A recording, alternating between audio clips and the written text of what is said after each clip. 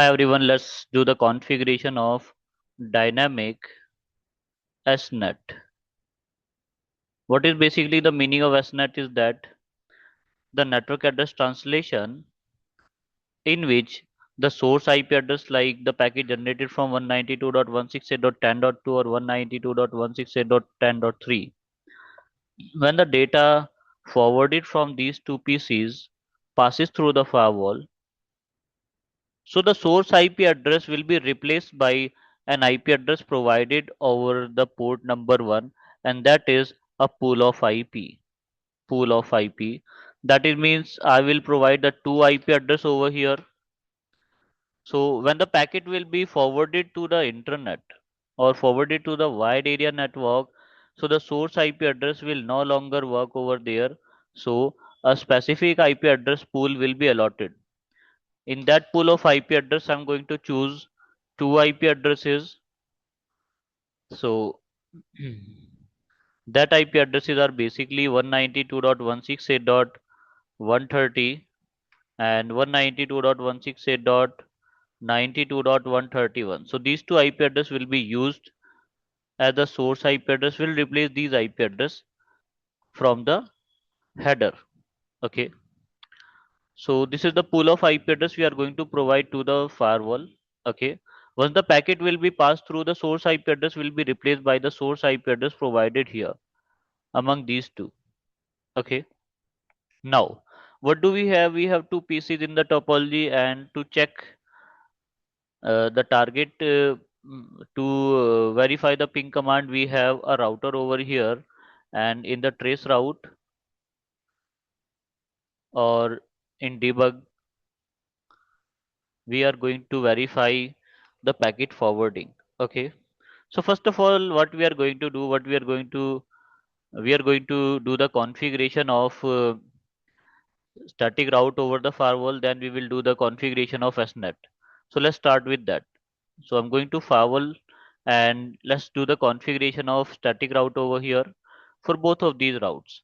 So let's create the static route. Destination is 0.0.0.0.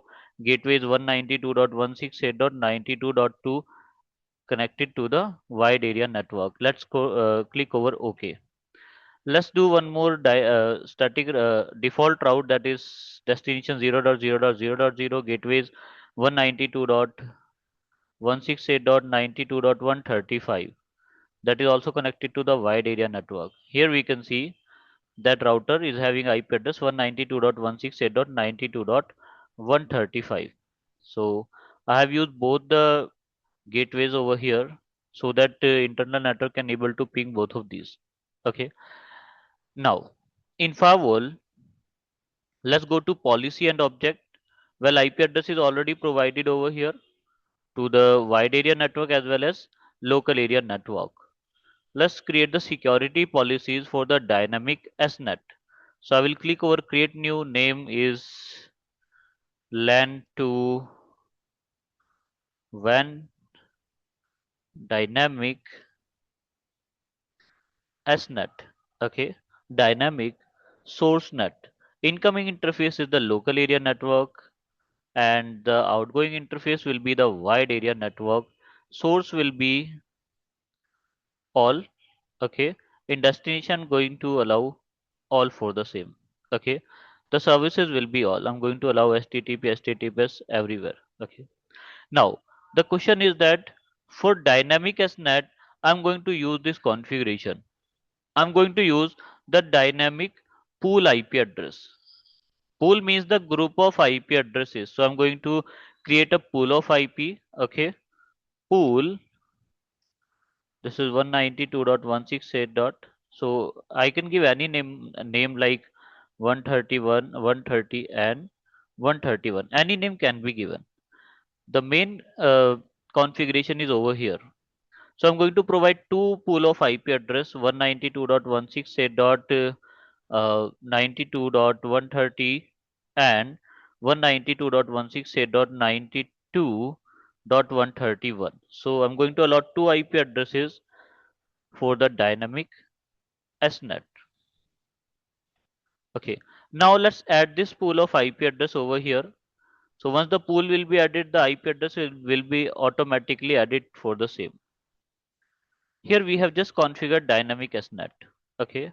Now let's get back to the topology. I'm going to ping this destination 192.168.92.135.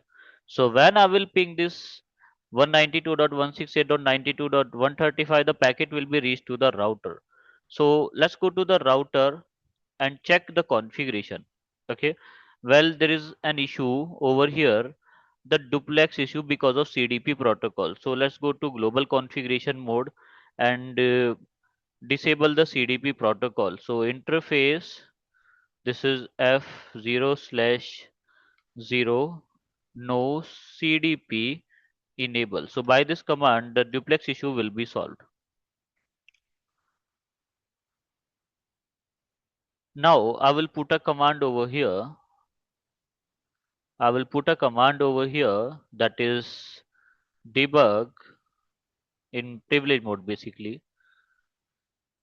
Debug IP debug, okay, then ICMP. Basically, I'm going to debug the ICMP packet over here. Okay, debug I, IP ICMP. So by this command, I can able to see the translation for the source and dynamic. Okay, so IP packet debugging is on now. Now let's go to the firewall also.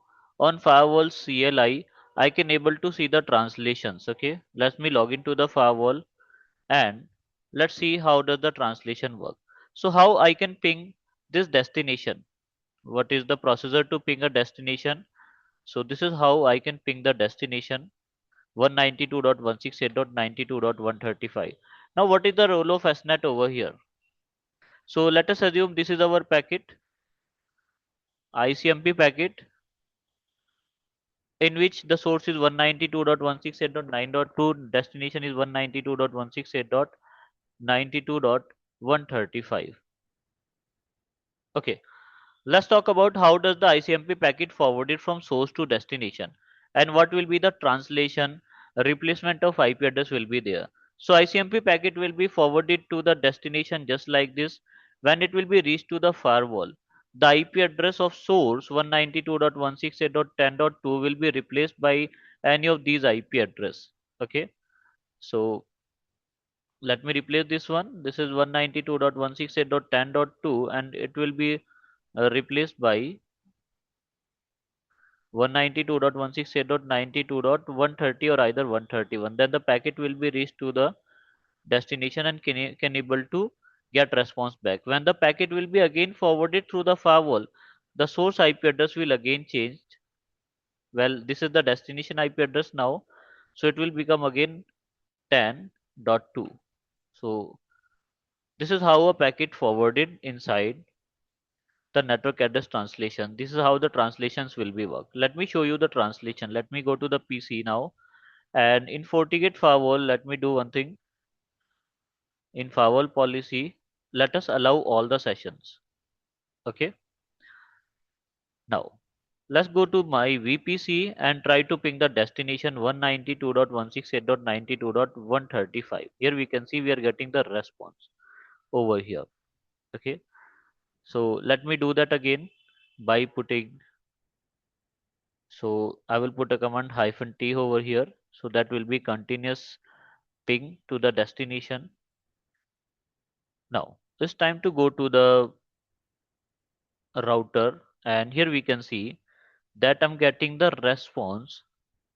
I sent the packet from 192.168.10.2, but here I can see that packet is receiving from 192.168.92.130. This is replaced by the firewall.